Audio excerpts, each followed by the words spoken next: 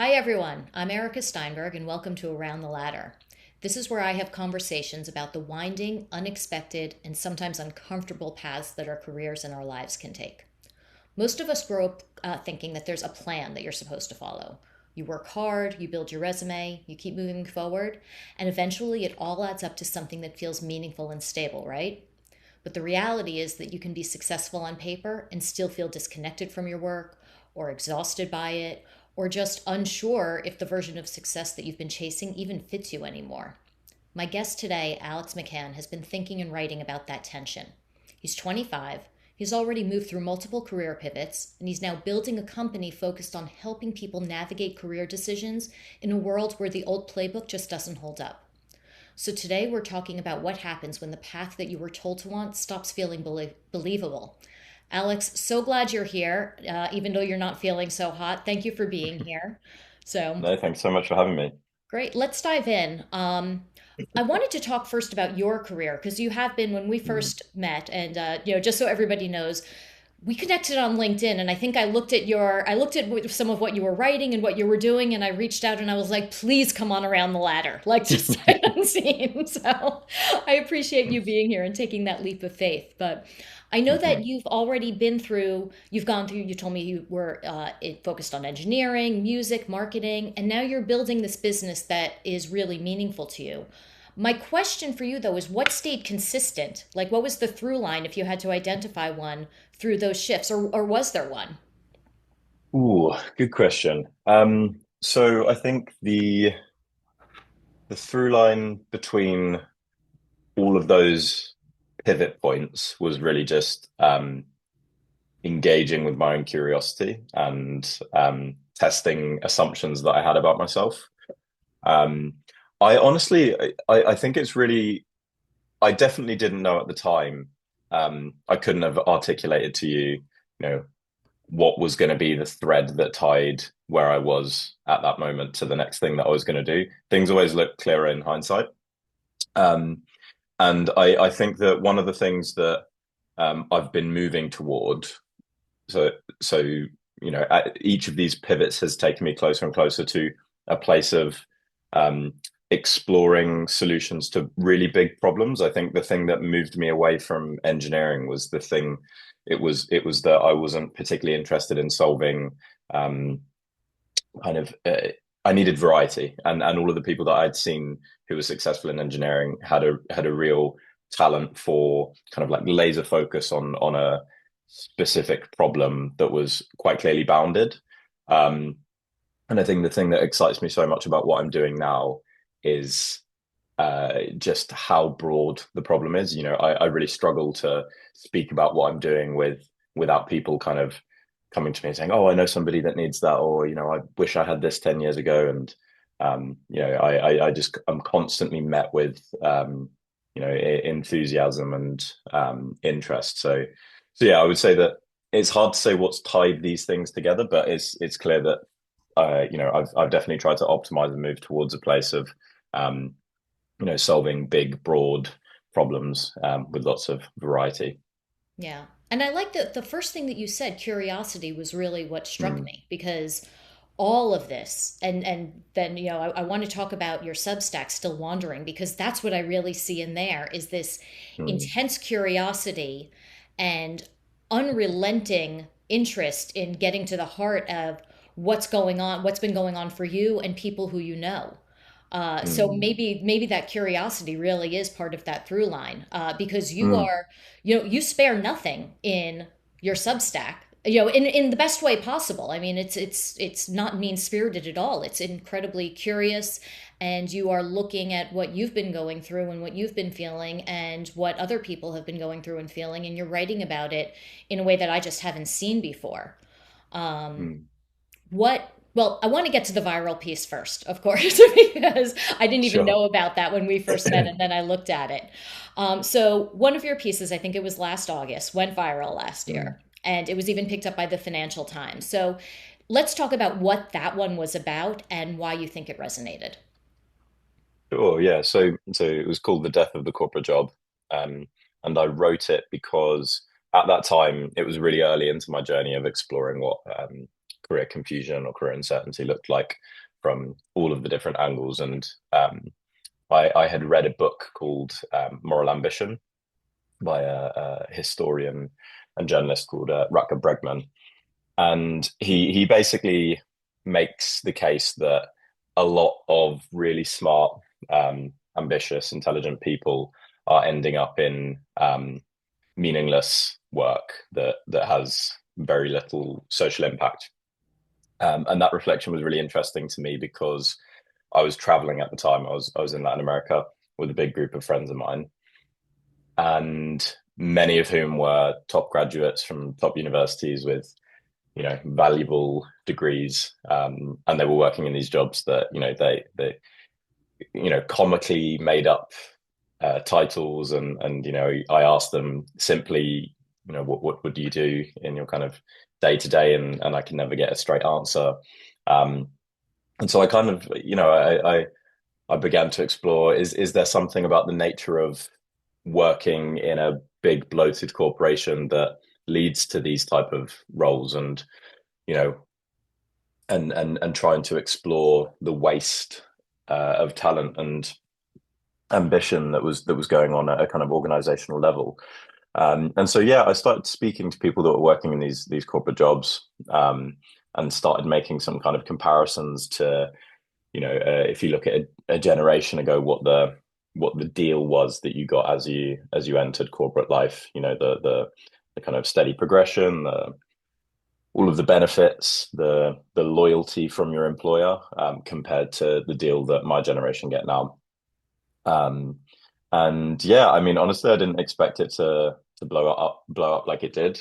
I think that the sentiment, or the vibe I got from people in the comments, was essentially that it was kind of putting language to something that a lot of people were feeling, but not that many people were talking about. Um, I think, like, I mean, for the record, I think that there are some things, or maybe perhaps some nuance that I missed in that piece, but I think that this is part of exploring your curiosity in public, is that I've been very clear that I actually haven't had a corporate job. This was all kind of anecdotal, observational. I was speaking to a lot of people that had corporate jobs, but I've been very clear in my writing that I reserve the right to be wrong, and I will admit when I'm wrong, and I will. There was a piece that I wrote, I think, a couple of months after, basically titled, "Yeah, I was wrong," and it talks about the areas that I think I got right and the areas that I think, I perhaps missed some nuance. Um, and yeah, I mean, it's kind of changed my life in the sense that it gave me a platform to understand the shape of the problem that I'm trying to solve from so many different perspectives, because there was just so much engagement, so many comments, so many people that reached out to me afterwards, that the number of conversations I was having and the variety of people I was speaking to, just it just massively increased basically overnight. Yeah. I remember I read it. I think I read it after we spoke the first time, and then I went back and I read it again. And I don't know what it was about that second reading, but one of the things that struck me was that it was it was about the loss of belief, and it almost struck me as like the way people approach religion. And that, when you approach religion, or when you get away from religion, or you grow up in one religion and then you start to question it. Mm. Maybe that's what touched a nerve with people, that it was kind of close to that. Yeah, I think that it's a really interesting observation, and I think that, like, the religion comparison is interesting because you can't really trick yourself into believing something you don't believe. Once you've stopped believing something, you can go from, if you're a Christian and then something happens and you lose faith, or whatever, you can't really just say to yourself, I'll believe again. It's one of those things, no matter how hard you try, you can't just sit there and think, yeah, yeah, okay, I believe now. You can't trick yourself into it. And I think the same is true here, is that once people have seen the corporate system for what it is, to then go back and believe in that same system, um, I think is really, really challenging. And so I had quite a lot of people reach out to me afterwards, basically saying, once I saw it for what it was, there was no going back, and I could never work a corporate job again. Um, So yeah, no, it's an interesting observation. Yeah, yeah. Once you see it, you can't unsee it. Try as you might. Mm. Do you Yeah, yeah. think, do you think it's this is something that we talked about the last time we spoke also. Do you think it's a generational thing? Like, do you think that your generation is fundamentally just thinking about work differently? Yes. Um, yeah, but I think that that's because the deal that we got was different. I think that the promises that were made to um, millennials, boomers, is fundamentally different to the promise that was made to my generation. I think um, if you look at it through a kind of purely transactional lens, my parents' generation, my grandparents' generation, they had the opportunity to basically start at a company at a very low level. The company would invest in you. You'd work your way up the ladder. The opportunities for growth were fairly substantial, and along the way, pardon me, you were afforded opportunities to get on the property ladder. The cost of living relative to salaries was much lower then. So you could buy a house, you get on the property ladder, you could afford, like Homer Simpson's a great example of somebody that was, but by all measures pretty unimpressive. And he, got a job in a nuclear power plant or something, ended up kind of working his way up to decent level. And I mean, he had a suburban Yeah. detached house, supported three children and a wife that didn't work. Mhm. That was an opportunity for people of his generation, and that's just not. I mean, at least in the big cities, I live in London, and you really just can't do that. And so yeah, so my generation, I think, are looking at, well, actually, there's not that much room for progression. The loyalty that an employer has to its employees, the investment it's willing to make in its graduates is much less. Um, and so why would I subject myself to that? So yeah, I do think that there is a different way of thinking about work. I also think the elephant in the room is social media and the impact that plays. No, that particularly comparison plays. The a few generations the few generations before me didn't have access to comparison at this kind of scale, and I think that my generation are constantly being bombarded with, oh, this person, this job that that looks really good, shiny object syndrome, or um, you know, why can't I have that, and why can't I work less time, and the constant contradictions can be really confusing as well. And I think that this is where the uncertainty comes from. You've got the kind of hustle culture, and then there's the balance culture, and people don't really have any kind of framework for understanding what works well for them, particularly. Um, so yeah, Yeah, or even what's real, what they're saying, yeah, it's everything on social media is carefully curated, so or uncarefully curated, but it's not yeah, necessarily yeah. reality. Very true. No, absolutely. Yeah, yeah. And I think that I don't know, I guess that there's also this generational judgment, like, because every generation goes through something that they had to live through, like with my generation is Gen X. And so we're always kind of like, oh, we were just kind of like the forgotten ones and this and that. And so we just, said to hell with everybody else. But we had to work really hard. So why shouldn't you have to? And I always feel like Mm, there's a little bit of that judgment, that a little bit of that judgment that says, well, I had to do this, I had to do these hard things, so why are you complaining about having to do hard things also? But it is different mm, now. But it is, because even though you could, like you said, you could work hard and you could own a home. And that just is not the reality. I live in New York, so I know what you mean. It's not the reality mm, mm, for a lot of people at this point, regardless mm. of what generation they're in. Yeah, yeah, absolutely. A lot of people just checking out this, so that they're saying I could work my ass off, but essentially, what is it all for in the end? If I if I'm grinding and sacrificing, um, all of my time and energy for what, a kind of studio bed in New York. Yeah. is it worth it? Yeah, I feel a lot of people have checked out, unfortunately. Oh, I remember years ago working with somebody. I was at a firm and I was in the New York office, but I worked a lot. I was in Chicago a lot. That's where the firm was Hmm. based.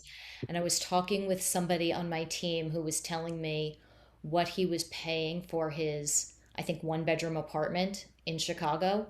And I said, Mm. that is all that is. I said, I pay almost that much to park my car in Manhattan.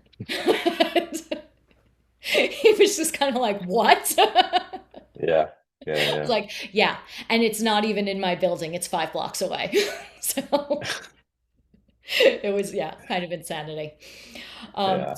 But I want to get back to that disconnect because we talked Hmm. about this gap between what people show about their careers and what they actually feel. And you've talked to a lot Mm. of people about this. So what's really going on there?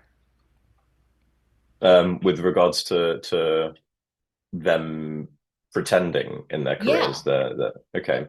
I didn't even realize that was going on. I know I didn't think about it until I read what you wrote.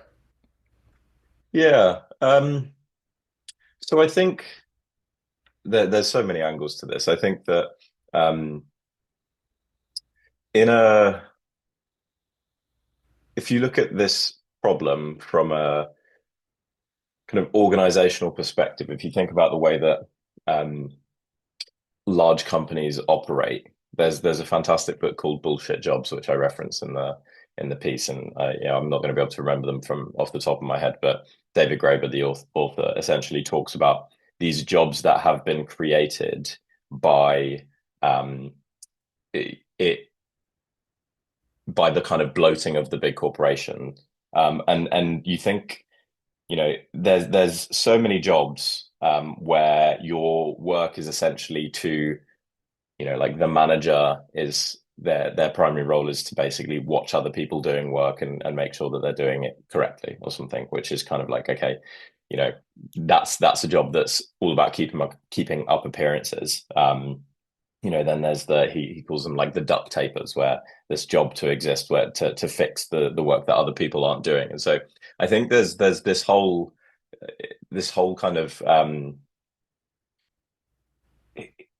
culture in white collar work specifically around keeping up appearances because otherwise people will it's like they'll draw the curtain back and realize and figure out actually you're not really doing anything, or what you're doing isn't what we really need and we're no longer willing to pay you for it. And so I think there's a lot of people that fear, it's kind of operating from a place of fear that they'll be figured out and therefore have won't have a salary. And I think that, yeah, speaking to people, there's seems to be this culture of kind of gaming the system a little bit. um and then, of course, there's the cultural expectations. There's, you know, a lot of people, um, they'll have certain, there's certain stigma around jobs, for example, like working in finance or something, or, um, even parts of engineering that or lawyers, talk in your terms. There's these kind of like, oh, if you're in these roles, then you've made it, you're doing fine. But quite a lot of it, I think, is just keeping up appearances and trying to make sure that you look like you've all got it figured out. Because to be in a position of high status and not have it all figured out isn't acceptable in our society. So, Mhm. um, That yeah, sounds also I like it sorry, sounds go like on. imposter syndrome also. Like when you said you're afraid of getting figured out, to me that's, Hmm. like am I really adding value here? Are they going to figure out that I'm not doing anything? Are they going to figure out that they don't need me, which is different because that's more about Hmm. the external than the internal. Hmm. But it feels like that's mixed in there too. Do you get that sense? Yeah, I do think there's a bit of imposter syndrome. But I mean, correct me And if then I'm it can wrong, but follow you. It can follow you through your career. yeah, I do think that. But my understanding of imposter syndrome, and I could be wrong here, is that it's false. Like you have imposter syndrome because you Yes. you lack confidence or something. But I think in quite a lot of the cases that I'm seeing, it actually turns out to It's be real. true. Yeah. Yeah, yeah.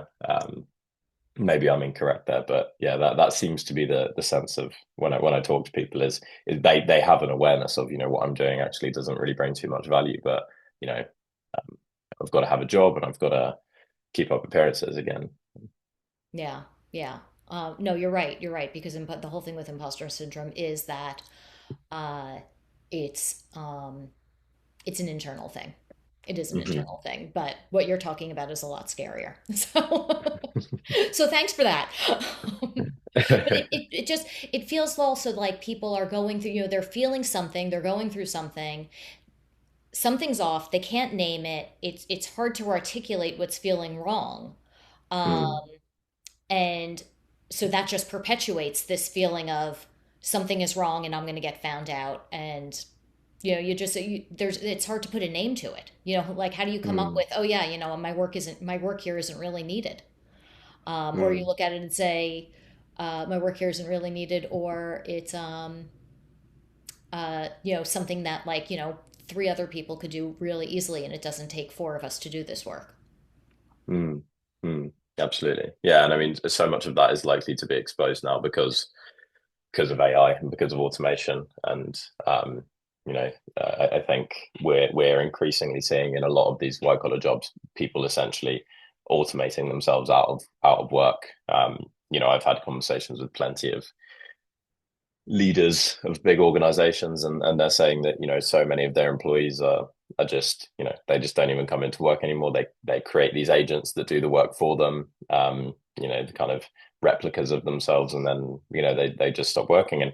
And it's a really tricky one, and we're kind of in this interim period where organizations, I think, are struggling to figure out what to do with that, because you know they're still completing the work that's expected of them. They've in many cases they're more efficient than they were before.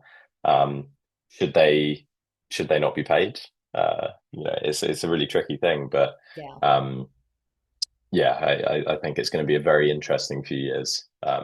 See how all of that plays out. Yeah, and I'm interested to see also, as assuming that you're going to keep talking to people, and I imagine Yeah. you will because of that, the natural curiosity. It'll be interesting to see what other patterns emerge over the course of the few years. So, but Hmm. everybody can keep an eye on Still Wandering, so, to follow that along. Let's turn to Rumbo because this is Hmm. your new venture. I know that this is important to you. Um, Hmm. why don't you explain what it is? I can explain it in my words, but I would rather have you do it in your words. Sure. Yeah. So Rumbo came about because I essentially was looking for career guidance. I was in my previous role, figured out that I wanted to do something else, and I felt a bit lost and uncertain as to what that might be. And so I was lucky enough to work with a kind of human professional career coach, and that experience really just got me thinking about how different that the experience I had with the kind of professional career coach, the one-to-one in-depth work that we were doing, was from the careers advice that I'd had in school and university. Um, so fundamentally different. And what it got me thinking is that so many of the friends who I kind of referenced earlier, who are, struggling with career uncertainty and feeling a lack of meaning or a lack of alignment in their work, how much they'd benefit from going through this process. But the issue being it's not particularly accessible to everybody. That there's a limited number of coaches, and It's I think that expensive. it's really expensive, yeah, and it's time consuming.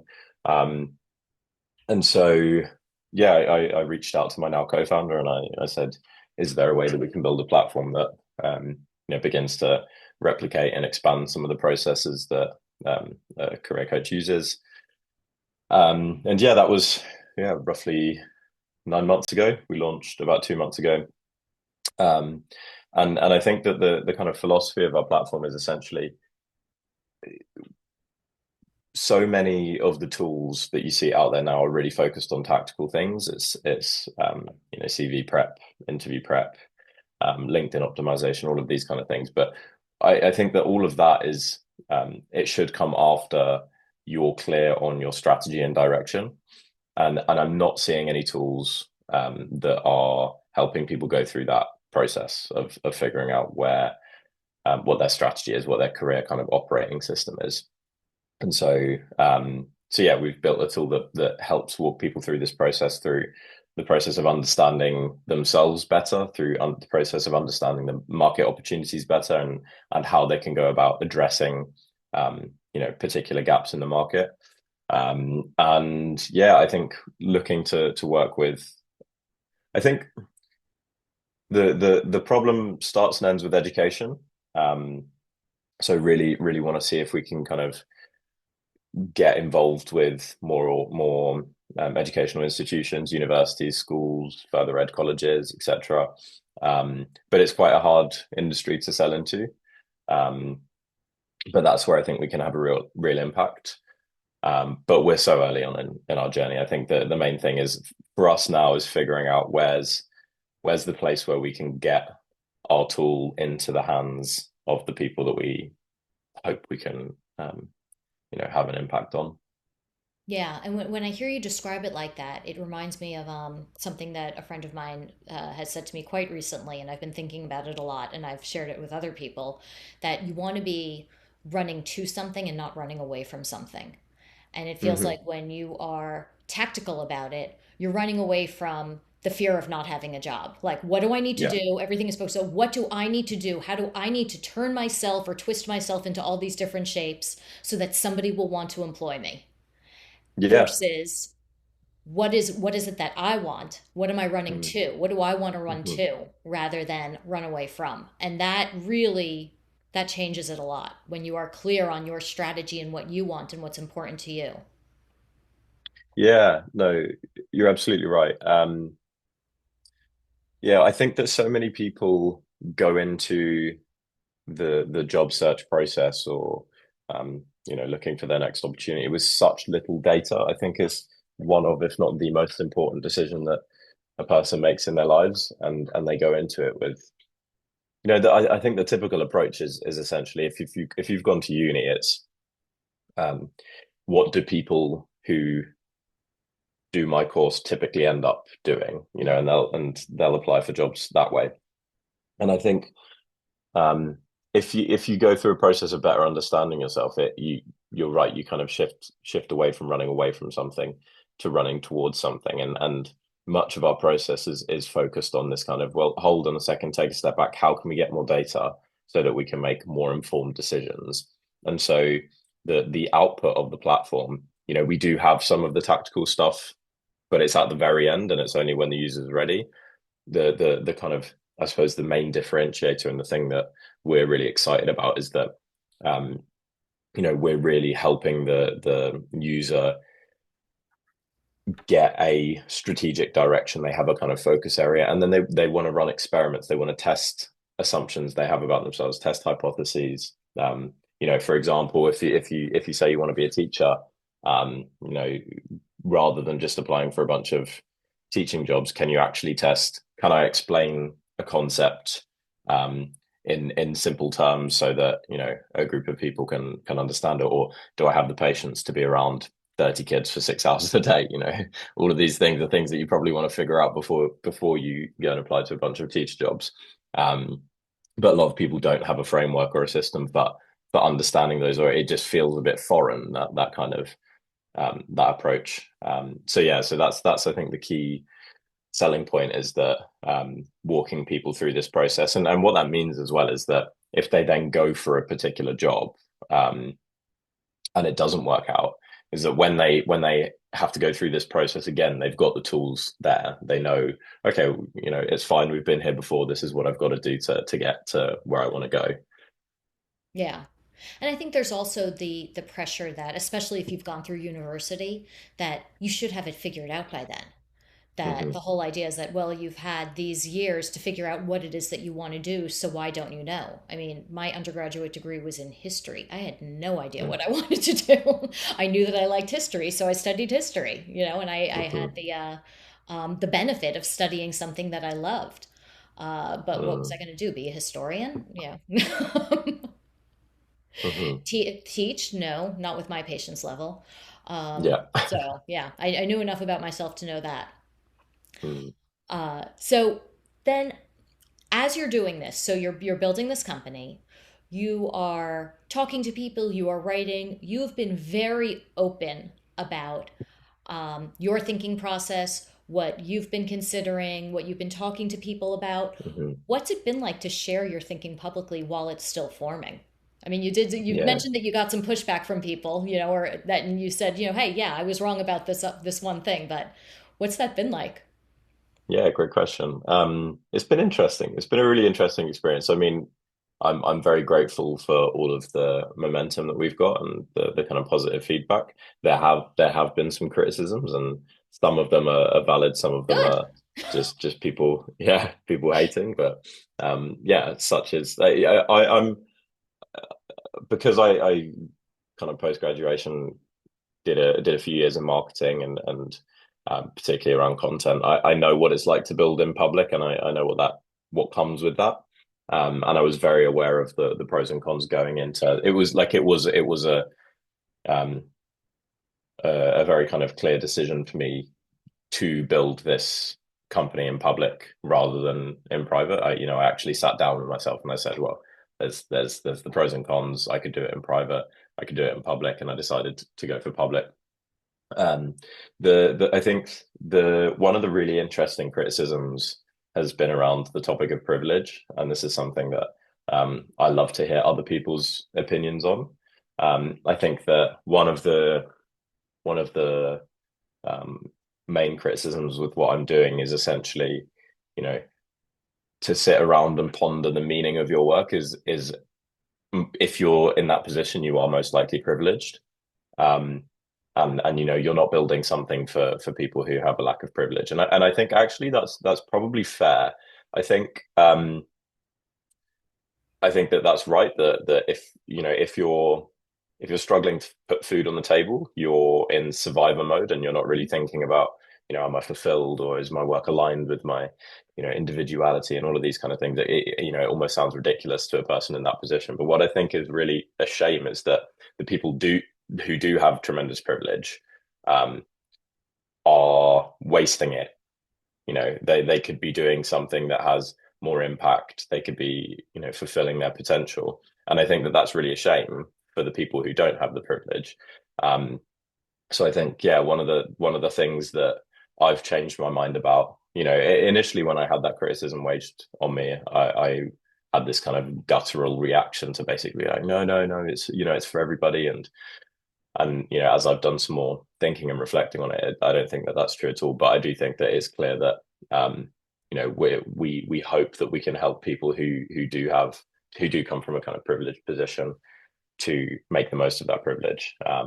So that's been one of the main criticisms. The other one, which I always just yeah, it always makes me laugh, is the age thing. I've been the youngest person in lots of conferences, lots of events. And I think that the way that I go about it is to really like leave my ego at the door.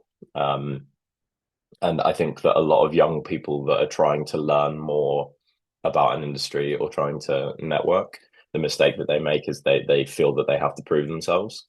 And I think where the way I approach the kind of youth criticism is that I always go into the room with um, wanting to learn. Like I try to maintain that curiosity, and I speak to people as if I'm the beginner and they've got something to teach me, because most of the time that's true. Being this young, and what that means is that people are much more willing to help you, and you learn a lot quicker. You don't learn anything if you go in there, trying to say, look at me, look at all of the things that I know. I'm so impressive. Whereas if you say, actually, I'm not so sure about how this works. Would you mind explaining it to me? People are often, they're really keen to kind of, yeah, prove their expertise, prove their experience, and help you out. And if you're humble about it, I've been surprised in my career how much can come from that. All of the mentors, all of the advisors that I've had have come from basically those kind of conversations. Yeah. So I have two thoughts on that. My Mm, first thought about the age is that my feeling is that everybody who you meet who's significant in your life is a teacher. Doesn't matter how old they are. mm, So hmm the age number, the age thing, whatever. That, as my grandmother used to say, Age is just a number and mine is unlisted. So anyway, and then also with regard to the privilege, yes, absolutely. I think that that was a fair point to make for somebody, but I also think that if somebody has the time to read what you're writing and consider it and to tell you that you're coming from a privileged position, they're probably also coming from a privileged Yeah, position. yeah, yeah, yeah. So and That's that's true. okay. Be aware of it and be honest. Mm. So, Hmm. okay, so last question for you. If Mm. someone feels like they're doing everything right in their career, right in quotation marks, but everything still feels wrong, what's one thing that you would want them to hear?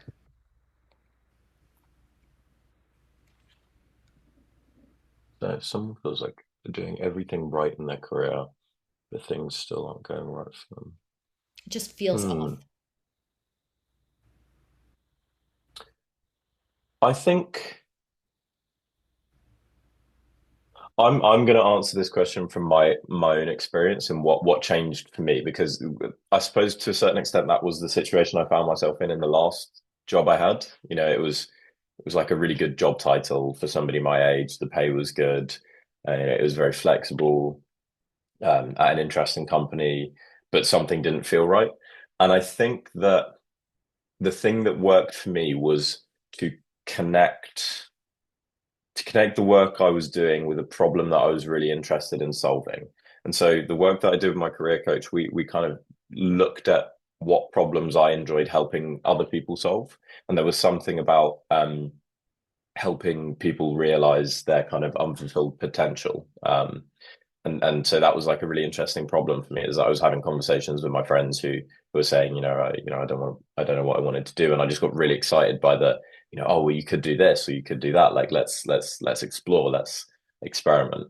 Um, and so broadly, that landed me in a place where um, I was looking for ways to connect what I did professionally with a wider kind of societal problem that I was interested in solving. And so I think a lot of people that find themselves in that scenario, usually there's a couple of things that are going wrong. It's as I mentioned, that they're not connected to a problem that they're interested in solving.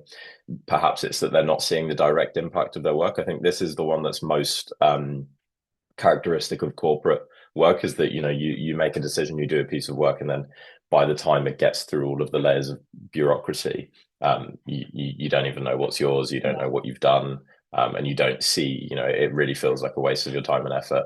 Um, so I think that, yeah, my advice from my own experience would be, think about how you can use the skills, um, interest, privilege that you have, to solve a problem that you're interested in solving. Yeah, I like that approach. I do like that approach. So, Alex, thank you again so much for being here. I appreciate it. Tell just so everybody knows, your Substack is called Still Wandering. Highly recommend it. The Hmm. company is called Rumbo. So if you are at that point in your career where you think it might be helpful, then take a look at it as well. Hmm. And I appreciate you being here, especially not feeling well. Thanks again. Thanks so much. Okay, so that's it for this episode of Around the Ladder. Remember, there is no one right way up, and you can go in any direction you like. So if you like this episode, please share it with other people. Thanks so much, everyone.